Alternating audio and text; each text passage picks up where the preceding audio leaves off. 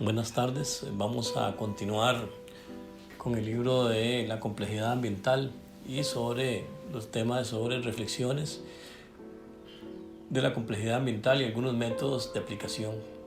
Y nos centramos aquí en el capítulo Ciencia Postnormal, Complejidad Reflexiva y Sustentabilidad, que hay una parte, la parte digital no está, entonces yo estoy asumiendo esta parte para pasárselas a ustedes.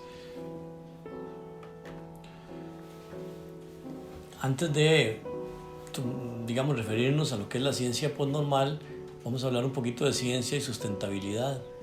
Y es importante tomar en cuenta que ya desde que se estableció, en la Agenda 21, ahí se hace énfasis en la necesidad de reforzar las bases científicas para llevar a cabo una gestión sostenible de los diferentes recursos de los países que componen la Organización de las Naciones Unidas.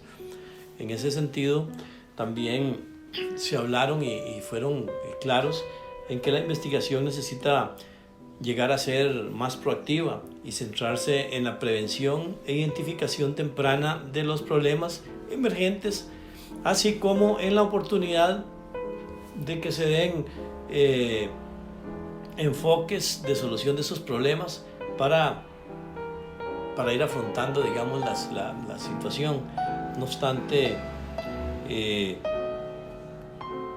los resultados que vemos es que las respuestas que se dan han sido más bien tardías y más bien cada vez más sentimos que no somos nada proactivos, sino que actuamos, o que la ciencia actúa una vez que se hayan dado diferentes tipos de problemas. Entonces, desde esta lógica es importante ver que la ciencia tiene que ser proactiva, o sea, tiene que adelantarse a los acontecimientos.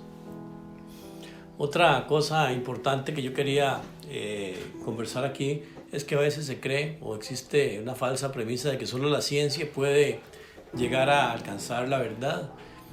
Entonces, en ese sentido, le quitan el valor a otra serie de conocimientos que pueden tener, las comunidades.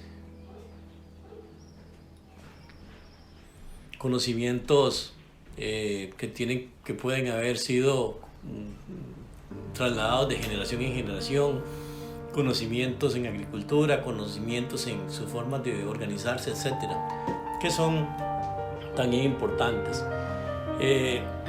Sabemos, claro, que la ciencia, el desarrollo de la ciencia y la tecnología nos ha llevado a dar grandes cosas, pero también durante los procesos científicos y tecnológicos también se desarrollan muchos procesos en los que se generan residuos, en los que se da prioridad, por ejemplo, a industrias como biotecnológicas, a la producción de agroquímicos, a la producción de energías nucleares en algunos países, etcétera. Y eso, al final de cuentas, afecta lo que es la calidad del ambiente de la zona donde se desarrollan los diferentes procesos. Otra de las cosas importantes que hay que tomar en cuenta es que se habla de crecimiento económico y que en eso la ciencia ha ayudado mucho a que se desarrolle el crecimiento económico en las diferentes regiones o pueblos. Allí el engaño más bien, o el problema es que el crecimiento económico refleja las cifras brutas de lo que de la situación macroeconómica de un país, y no se refleja cómo fue distribuida, por ejemplo, las ganancias que se tuvo en la producción de una venta de un producto o servicio.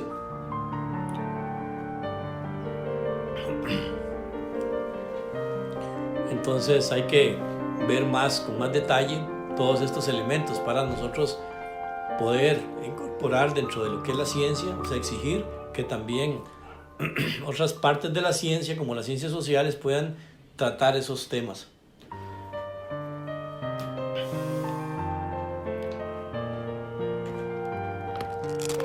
Luego, cuando hablamos de la ciencia posnormal, aquí algo importante que hay que tomar en cuenta para hablar de ciencia posnormal es que el principio, como en la ciencia, ¿verdad?, que es la verdad, ¿verdad?, la veracidad, pero más que todo, lo más importante es la verdad. En esta, la ciencia posnormal, lo más importante es la calidad. ¿Cómo es que se dan las cosas para que lleguen a ser de determinada forma? ¿Cómo se dan los procesos? ¿Cómo se organizan las diferentes cosas para alcanzar ciertos objetivos? Entonces, esto también no es una tarea de expertos, sino que es una tarea de la comunidad. Es importantísimo eso. Entonces, la tarea recae en la comunidad, y la comunidad lo que hace es evaluar los productos o los inputs, los informes de los científicos, de los técnicos, evaluar también los conocimientos que tenga esa misma comunidad sobre su territorio, cuáles son sus creencias, sus valores, sus formas de ver las cosas, etc. Entonces, en ese sentido, a partir de que se da eso, ya se trabaja dentro del conflicto que existe de parte de los diferentes actores sociales. Entonces, cuando se utiliza esta ciencia posnormal, lo que se quiere es que al final de cuentas salgan a relucir, o más bien se concreten o se formen nuevas formas de decisión política y nuevas formas de gobernabilidad para una determinada región o una comunidad. Entonces, si lo vemos en el gráfico, es sencillo. Cuando hay un bajo nivel de intereses en conflicto, si los intereses en conflicto son bajos y la incertidumbre es baja, con solo la ciencia aplicada, es suficiente. No va a haber ningún problema que comprometa, la estabilidad de la comunidad. Pero cuando el nivel de conflictos es más alto y el nivel de incertidumbre, si no se sabe qué va a pasar con el desarrollo de algún proyecto, si ese nivel de incertidumbre es alto, entonces eso ya no lo puede resolver la ciencia aplicada, sino que eso tiene que ser resuelto precisamente por la ciencia posnormal, como una estrategia de trabajo. Entonces, ¿qué es lo que hace la ciencia posnormal? Bueno, es recoger, esos insumos que nos da la ciencia aplicada, informes científicos, estudios de evaluación de zonas, evaluación de impacto, etc.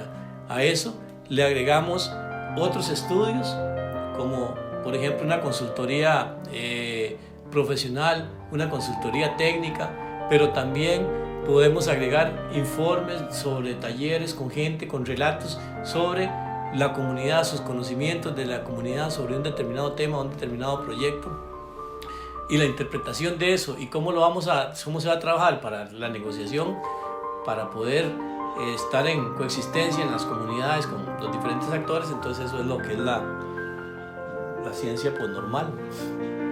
Entonces no es lo mismo, si lo vemos ya como en resumen, no es lo mismo los intereses, por ejemplo, de un desarrollador que quiere hacer, por ejemplo, un tajo en una montaña, que los de un actor comunitario que trabaja turismo. De repente el que va a hacer el tajo piensa sacar las piedras para venderlas para productos de construcción. El otro va a pensar que lo mejor ahí sería no hacerlo porque va a romper con la belleza escénica de la zona. Pero también podrían haber otros actores que dirían, bueno, por eso me va a contaminar el río, y el río es utilizado por el acueducto. O otro podría decir, bueno, pero también me va a afectar los abrevaderos del ganado que consumen esa agua que ha sido, de alguna manera afectada por, el desarrollo del proyecto. Entonces, en ese caso, cuando los niveles de incertidumbre son altos y los valores o los intereses que están en disputa también es alto, entonces es cuando utilizamos, o cuando la ciencia posnormal es una, forma de resolver estos conflictos. Muchas gracias.